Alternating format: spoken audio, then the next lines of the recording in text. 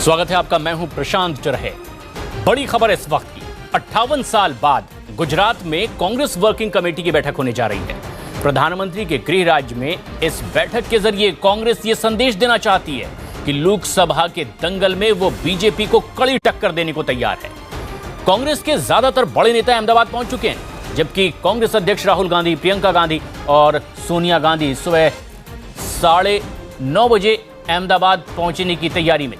Airport से राहुल गांधी सीधे गांधी आश्रम पहुंचेंगे, जहां पर प्रार्थना सभा में सभी हिस्सा लेंगे और इसके बाद राहुल गांधी सरदार स्मारक पहुंचेंगे, जहां सरदार पटेल को श्रद्धांजलि देने के बाद कांग्रेस वर्किंग कमेटी की बैठक शुरू हो जाएगी। और शाम 3 बजे कांग्रेस ने एक बड़ी रैली का भी आयोजन किया है। ये बैठक ऐसे वक्त में हो रही है जब खुद गुजरात में इनके 3 विधायक पार्टी छोड़कर बीजेपी में शामिल हो गए हैं। ऐसे में पार्टी की मजबूती दिखाने के लिए सबकी नजर आज की इस बैठक पर होने वाले प्रस्तावों पर होगी।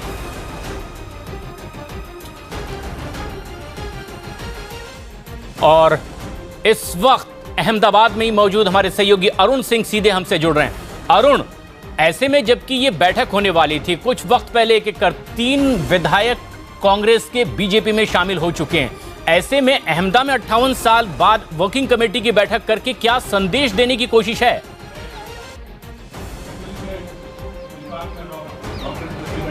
देखिए, सबसे बड़ी बात प्रशांत, 2 बातें हैं। अहमदाबाद में जो बैठक कांग्रेस वर्किंग कमेटी की हो रही है, उससे सबसे बड़ा संदेश ये देना है कि कांग्रेस पार्टी के ही गांधी हैं और कांग्रेस पार्टी के ही सरदार पटेल हैं। और इसीलिए 12 मार्च 1930 को दांडी मार्च शुरू किया था गांधी जी ने, और आज का दिन चुना गया कांग्रेस वर्किंग कमेटी की बैठक के लिए। और शुरुआत कहाँ से हो रही है, मैं आपको तस्वीरें दिखा रहा हूँ। पहले तस्वीरें देखिए, ये है साबरमती आश्रम, जिसकी स्थापना गांधी जी ने की थी, और यहीं पर कांग्रेस वर्किंग कमेटी की बैठक से पहले प्रार्थना सभा आयोजन की गई है, और जहाँ पर राहुल गांधी, सोनिया गांधी, प्रियंका गांधी आएंगे और सामने जो गद्दियां लगी हैं उस पर बैठ करके प्रार्थना सभा करेंगे। और इसके बाद यहां से जाएंगे सरदार पटेल ट्रस्ट, वहां पर जाकर के कांग्रेस वर्किंग कमेटी की बैठक होगी। तो सबसे बड़ी तो बात यह है कि गांधी जी और सरदार पटेल की लीगेसी पर रिक्लेम करना है कांग्रेस को, क्योंकि कांग्रेस ये कहती रही है कि प्रधानमंत्री नरेंद्र मोदी का इन दोनों से लेना नहीं, इन दोनों की विचारधारा से कोई लेना देना नहीं। ये दोनों कांग्रेस के थे और कांग्रेस के रहेंगे हमेशा।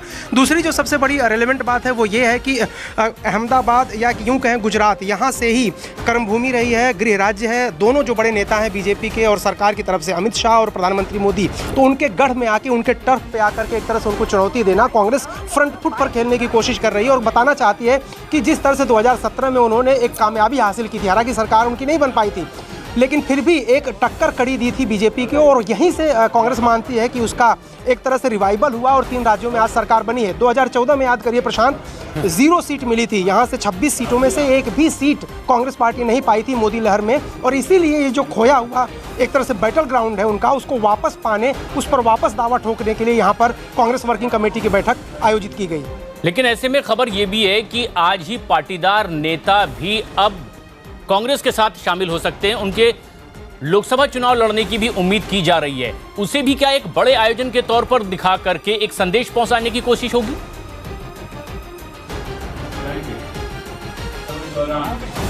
देखिए, निश्चित रूप से प्रशांत, हार्दिक पटेल ने जिस तरह से युवाओं को मोबिलाइज किया था, इकट्ठा किया था, लाखों की भीड़ की रैलियां उन्होंने की थी, कांग्रेस पार्टी को ऐसा लगता है कि युवा उनके साथ हैं, खासतौर से पाटीदार युवा, और ये एक बड़ा चंक उनके साथ आ सकता है, वोट बैंक उनके साथ जुड़ सकता है। और 2019 का जो लोकसभा चुनाव है, 0 से टैली अपनी बढ़ा करके कांग्रेस आगे लेके जा सकती है, और कांग्रेस का दावा है कि दहाई में लेके वो जाएंगे। जहाँ तक हार्दिक पटेल के चुनाव लड़ने की बात है, अब वो जामनगर से चुनाव लड़ने की बात आ रही है, लेकिन फिर भी उसमें कई कानूनी बाध्यताएं हैं, कानूनी बाधाएं हैं, जिनको खुद हार्दिक पटेल ने भी कहा है। तो आज उनके शामिल हो जाने से जाहिर सी बात है कांग्रेस को ये उम्मीद है कि उनका वोट बैंक बढ़ेगा, उनका बेस बढ़ेगा, और एक तरह से युवाओं में काफी लोकप्रियता कांग्रेस पार्टी को मिलेगी। उसके पहले आपने देखा होगा कि किस तरह से उन्होंने अल्पेश ठाकोर को पार्टी में लिया था। तमाम जो युवा नेता हैं उनको अपनी तरफ आकर्षित कर रहे हैं। यही रहा है कि इसी रास्ते पर